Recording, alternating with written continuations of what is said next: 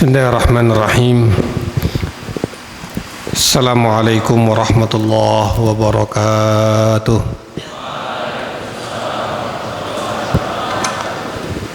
Alhamdulillah wassalatu wassalamu ala Rasulillah wa ala alihi wa sahbihi wa man walah.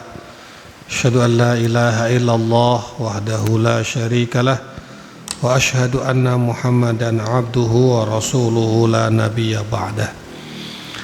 Allahumma salli wa sallim wa barik ala habibina wa syafi'ina wa qurrati a'yunina sayyidina wa maulana Muhammadin wa ala alihi wa sahbihi ajma'in, amma ba'd. Qala Rasulullah sallallahu alaihi wasallam, Iqra'ul Qur'an fa innahu ya'ti yaumal qiyamati syafi'an li ashabih. Iqra'ul Qur'an, bacalah Al-Qur'an. Jadi perintahnya jelas, iqra'u, bacalah. Limadha? Li'anna al-Qur'an sayati yaumal qiyamah syafi'an li ashabihi. Ashabul Qur'an yakni man? Ashabul Qur'an alladzina yaqra'una al-Qur'an. Ashabul Qur'an alladzina yahfadzuna al-Qur'an.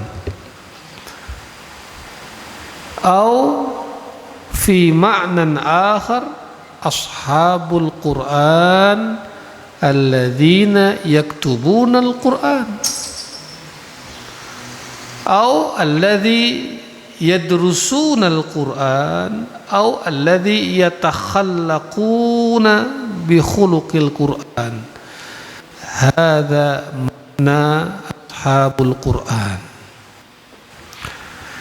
Bacalah Al-Qur'an, karena Al-Qur'an itu pada hari kiamat dia akan memberi syafaat, menolong kita, menolong orang yang menjadi sahabatnya Al-Qur'an. Siapa saja yang dimaksud sahabatnya Al-Qur'an? Tentu kembali kepada iqra'u. Berarti sahabatnya Al-Qur'an adalah orang yang selalu membaca Al-Qur'an. Sahabat itu kan berarti orang yang selalu dekat. Kamu bersahabat tapi jauh. Jauh di fisik boleh, tapi jauh di hati tidak boleh. Sahabat itu tahu suka duka sahabatnya. Sahabat itu kalau melihat ada temannya atau sahabatnya sakit, dia jenguk. Kesusahan, dia tolong. Itu sahabat. Ya, bersatu, bersama terus sahabat. Sahabat Rasul itu kan yang bersama Rasul. Maka ashabul Qur'an ada maknahu alladzi daiman hayatuhu ma'al Qur'an. Iqra'ul Qur'an fa innahu mada ya'ti yaumal qiyamah syafi'an li ashabih.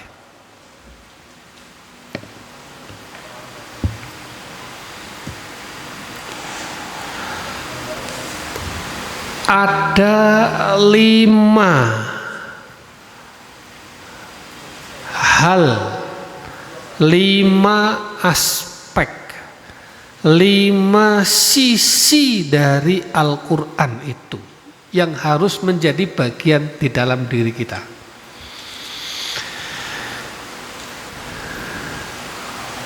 Apa itu? Awalan, Al-Qur'anu qira'atan. Al-Quran sebagai bacaan. Maka sudah sepantasnya Al-Quran itu ya dibaca, bukan dipajang, bukan dilihat, ya dibaca. Membaca Al-Quran bagaimana, ya dibaca dari mulai Bismillahirrahmanirrahim, Alhamdulillahirabbil alamin, terus sampai Al-Baqarah, sampai Ali Imran, sampai An-Nisa, terus sampai An-Nas. Itu namanya membaca Al-Quran. Baca saja, baca. Karena setiap huruf Al-Quran itu ada satu kebaikan. Setiap hurufnya itu berpahala. Ada pahala kebaikan di setiap huruf Al-Quran. Dan setiap huruf Al-Quran yang ada kebaikannya itu berlipat 10 kebaikan. Membaca Al-Quran berbeda dengan membaca apapun di dunia ini. Membaca Al-Quran berbeda dengan membaca tulisan apapun dari siapapun di muka bumi ini. Karena membaca Al-Quran itu ada ibadahnya. Tapi kamu membaca yang lain apapun meskipun tulisannya Arab belum tentu bernilai ibadah. Belum tentu ada pahalanya. Kecuali tulisannya memang bermanfaat, bagus, tapi dapat pahalanya, pahala dari kemanfaatannya. Al-Quran ngerti nggak ngerti, paham nggak paham, kamu membacanya saja. Bismillahirrahmanirrahim, berapa huruf itu? Ba, sin, mim, dan 3 huruf. Masing-masing huruf itu pahala. Padahal kalau kita membaca Quran 1 lembar, 2 lembar, 3 lembar, 1 juz, 2 juz, 30 juz, khatam, balik lagi berapa puluh ribu huruf yang kamu baca dalam 30 juz itu. 1 huruf 1 kebaikan, 1 kebaikan dilipat gandakan 10 kebaikan. Tidak ada di muka bumi ini keutamaan membaca teks yang melebihi keutamaan membaca Al-Quran. Bahkan Rasulullah Shallallahu Alaihi Wasallam itu pernah bersabda. Jadi kalau kita membaca alif lam mim,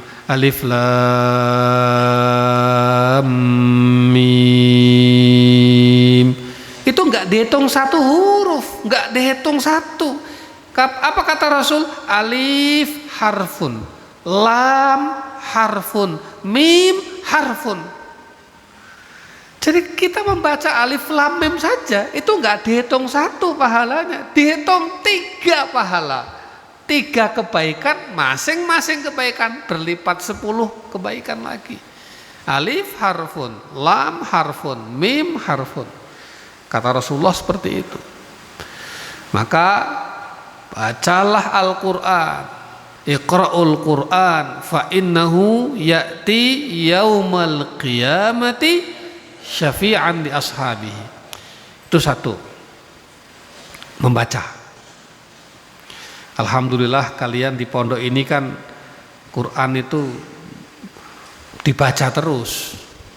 Di pondok ini coba dihitung ya, dari jam berapa? Jam 4 ya, atau jam setengah 4 sampai jam 4 qobla subuh kamu sholat atau baca Quran. Ada waktu membaca Quran sebelum subuh. Di luar sana orang bangunnya entah jam berapa. Anak-anak muda seusia kamu sedikit sekali yang bangun sebelum subuh. Yang ada setelah subuh lama. Udah terbit matahari baru bangun. Di sini bangun sebelum subuh. Habis subuh baca Quran lagi sampai jam setengah 6. Ya, habis duhur baca Quran lagi sampai jam makan. Jam makan jam berapa? Jam 1, setengah 1. Ada setengah jam baca Quran setelah duhur. Kemudian kapan lagi? Habis asar. Habis sebelum maghrib. Sebelum maghrib kurang lebih setengah jam. Setelah maghrib kamu baca lagi. Jadi kurang lebih slot yang diberikan pondok ini untuk membaca Al-Quran itu kurang lebih sehari 2,5 jam. Dalam satu hari 2,5 jam. Apalagi kalau kalian membacanya menambahkan, melebihkan di luar jam-jam yang ditentukan oleh pondok. Alhamdulillah, di luar sana untuk membaca Al-Quran itu belum tentu seminggu sekali. Nah, kita ini harus tambah terus, hafalan Qurannya harus bertambah. Masa hafalan Quran dari dulu nggak tambah-tambah? Gitu aja. Yang lain hafalannya bertambah, masa Al-Quran hafalannya nggak bertambah? Apa kata Allah? Inna nahnu nazzalna dzikra wa inna lahu lahafidhun. Sesungguhnya kamilah yang menurunkan Al-Quran ini, kata Allah, dan kami yang akan memeliharanya. Gimana cara Allah memelihara Al-Quran? Supaya Al-Quran tidak hilang dari dunia ini, dari muka bumi ini. Gimana caranya?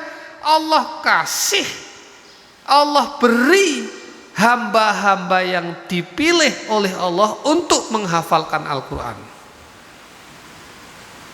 Jadi kalau kamu menghafal Quran itu berarti kamu adalah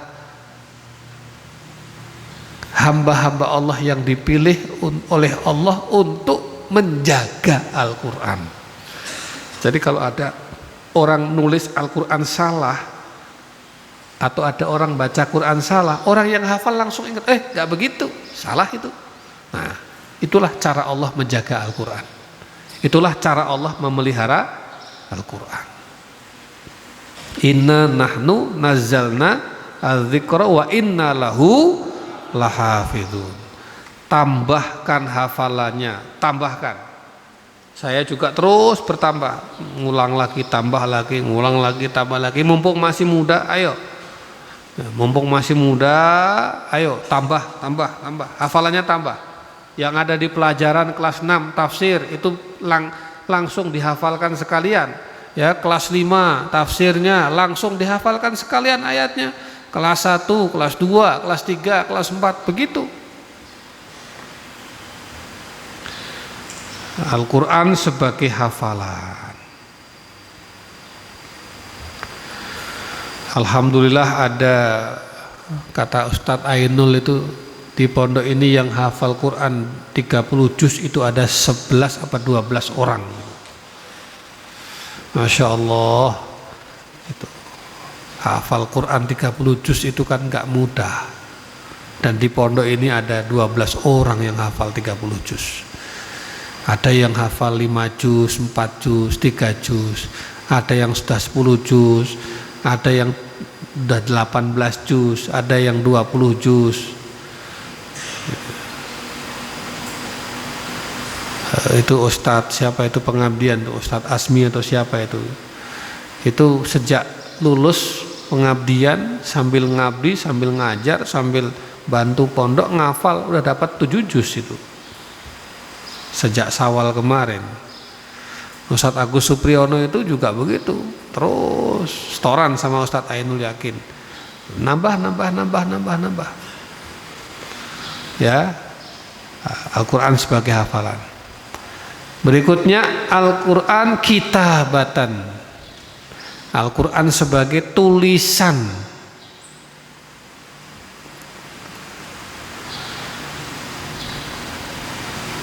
Alhamdulillah, jadi santri itu nikmat. Kenapa?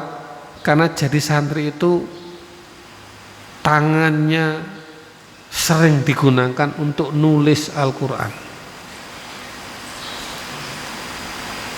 Sebab tangan ini akan jadi saksi nih. Kamu gunakan untuk apa selama hidup? Mosok tangan tidak pernah bersaksi, ya Allah, saya tidak pernah selama hidupnya nulis satu ayat saja nggak pernah. La haula wala quwata illa billah. Padahal muslim. Tanganmu akan dimintai persaksian. Kamu nulis banyak, nulis bahasa Inggris, bahasa Indonesia, bahasa Arab, nulis macam-macam. Tapi apa iya satu ayat saja ada yang kamu nggak pernah merasakan menulis Al-Quran? Nggak mungkin. Kalau santri alhamdulillah, ya dah pelajarannya kan nulis Quran terus. Nah, bayangkan di luar itu terlanjur nggak bisa nulis Arab sampai tua, dan terlanjur tidak pernah menuliskan walau ayah. Gimana? Tangan akan menjadi saksi di hadapan Allah nanti.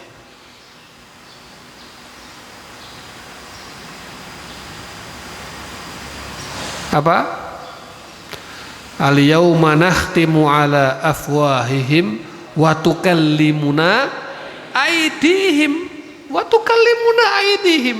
Tanganmu, tangan kita akan bersaksi di hadapan Allah. Untuk apa? Saya kadang kalau di kantor itu iseng nulis konsep segala macam, sengaja nulis pakai tangan Quran supaya ini bisa menjadi saksi di hadapan Allah. Nanti kalau kalian sudah keluar, sudah di masyarakat, jangan lupa menuliskan Al-Quran. Syukur-syukur menjadi khattotnya Al-Quran. Yang ketiga, bukan cuma dibaca, bukan cuma dihafal, bukan cuma ditulis, tapi Al-Quran harus difahami. Baca khatam, balik lagi khatam, hafal banyak hafalannya, nulis sering nulis, tapi nggak paham. Lah bagaimana petunjuk akan masuk kalau Quran nggak paham? Afala yatadabbarun, afala yaqilun, iqra nun wal qalami wama yasturun, hal yastawil ladzina ya'lamun wal ladzina la ya'lamun. Ya kan? Liyatafaqahu fid din wa liyunziru qaumahum idza raja'u ilaihim la'allahum yahdharun. Itu kan semua ayat-ayat yang menyuruh kita secara langsung atau tidak langsung untuk memahami Al-Quran. Difahami ayatnya, oh maknanya begini, maka ada tafsir, maka ada ulumul Quran, maka ada usul fikih. Usul fikih itu adalah teori-teori, kaidah-kaidah untuk memahami Al-Quran menjadi hukum. Ulumul Quran adalah teori-teori, kaidah-kaidah untuk memahami Quran supaya jadi tafsir. Orang nggak bisa menafsirkan Al-Quran kalau nggak tahu ulumul Quran. Orang nggak bisa berfatwa tentang hukum kalau dia nggak tahu usul fikih. Orang nggak bisa membuat fatwa hukum, orang nggak bisa menafsirkan kalau dia nggak tahu bahasa Arab.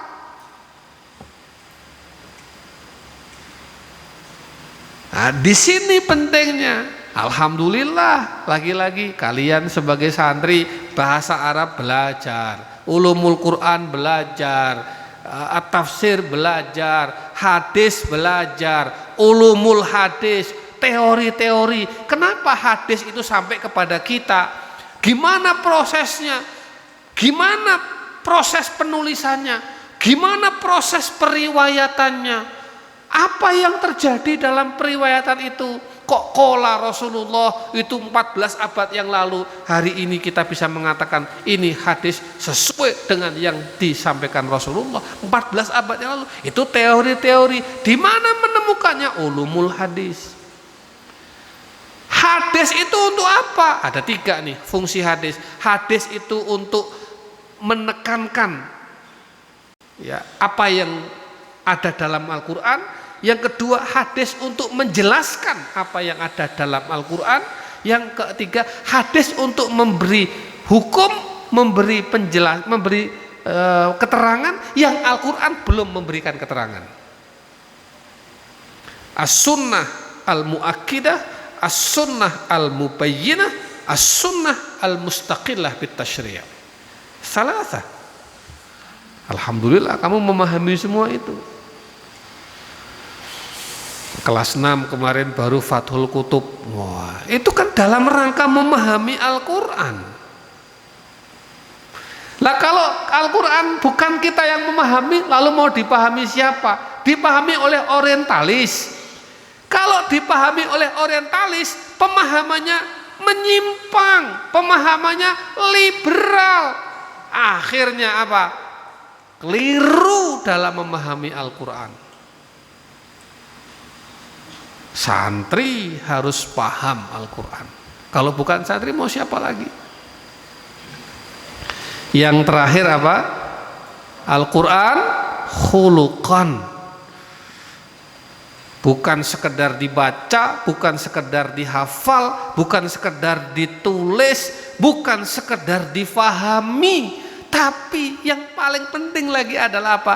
Diamalkan, khuluqan, menjadi khuluq, menjadi akhlak, menjadi perilaku. Makanya ketika sahabat bertanya kepada Sayyidah Aisyah radhiyallahu anha, sahabat bertanya, "Wahai Aisyah, akhlaknya Nabi itu kayak gimana sih?" Sayyidah Aisyah radhiyallahu anha menjawab, jawabannya singkat, "Kana khuluquhul Qur'an." Akhlaknya Nabi itu ya Quran itu. Jadi Quran itu bukan sekedar bacaan lagi. Quran bukan sekedar hafalan, Quran apalagi bukan sekedar tulisan, bukan sekedar pemahaman, tapi Al-Quran menjadi akhlak, menjadi perilaku, menjadi sikap. Nah ini yang kelima ini, kana khuluquhul Quran. Mafhum kalam? 5 hal ini kamu tekankan betul, 5 hal ini kamu jalankan, kamu lakukan, kamu dawamkan, dan menjadi peganganmu bersama Al-Quran sampai mati. Bacalah Al-Quran, hafalkanlah Al-Quran, tulislah Al-Quran, fahami dan kajilah Al-Quran, dan yang terakhir apa? Amalkanlah Al-Quran. Qira'atan, hifdzan, kitabatan, terus fahman, khuluqan. Hadhihi hiya khamsatu ab'ad lil Qur'anil Karim allati wasaituha lakum jami'an. Hadhihi wasiyati lakum. Ini wasiat saya, ini pesanku kepada kalian semua. Pegangilah Quran dengan 5 pendekatan ini. Walaqad yassarnal Qur'ana lidzikri fahal mim muddakir. 4 kali disebut dalam surat Al-Qalam. 4 kali disebut. Walaqad yassarnal Qur'ana lidzikri. Apa kata Allah? Bukankah telah aku mudahkan Al-Quran itu untuk menjadi pelajaran? Walaqad yassarnal Qur'ana lidzikri. Kan sudah aku buat mudah Al-Quran itu untuk dibaca. Kan sudah aku buat mudah Al-Quran itu untuk dipelajari. Fahal mim muddakir? Ada enggak yang mau mengambil pelajaran? Itu pertanyaan Allah tapi nyindir kita. Sudah aku buat mudah kok. Kamu mau mengambil pelajaran enggak? Akan gitu kira-kira Allah itu. Kamu mau mengambil pelajaran enggak? Ini sudah mudah, enggak sulit. 4 kali diulang ayat itu dengan redaksi yang sama. Walaqad yassarnal Qur'ana lidzikri fahal mim muddakir. Iqra'ul Qur'an fa innahu ya'ti yaumal qiyamah syafi'an li ashabi. Inna hadzal Qur'an yahdi lillati hiya aqwam wa yubashshirul mu'minin alladzina ya'maluna as-salihat bi anna lahum ajran kabira. Banyak sekali. Apalagi wa qur'anal fajr, inna qur'anal fajri kana mashhuda. warattilil qur'ana tartila la tuharrik bihi lisanaka lita'jala bih inna alaina jam'ahu wa banyak sekali. Inna anzalnahu qur'anan arabiyyan la'allakum ta'qilun. Banyak sekali. Anak-anakku yang saya cintai, ini yang bisa saya sampaikan. Usikum bihadhil wasiyah, ya. Saya wasiatkan wasiat ini kepada kalian semua, ya. 5 dimensi, 5 aspek, 5 ab'ad lil Qur'anil Karim. Antum iltazimu biha bihadhil, laksanakan, ikan 5 hal ini peganganmu supaya engkau menjadi sahabatnya Al-Quran, supaya Al-Quran memberi syafaat, karena syafi'an li ashabihi, memberi syafaat kepada sahabatnya yang melakukan 5 hal itu. Aqulu qouli hadza wa astaghfirullahal azim li wa lakum. Wassalamu alaikum warahmatullahi wabarakatuh.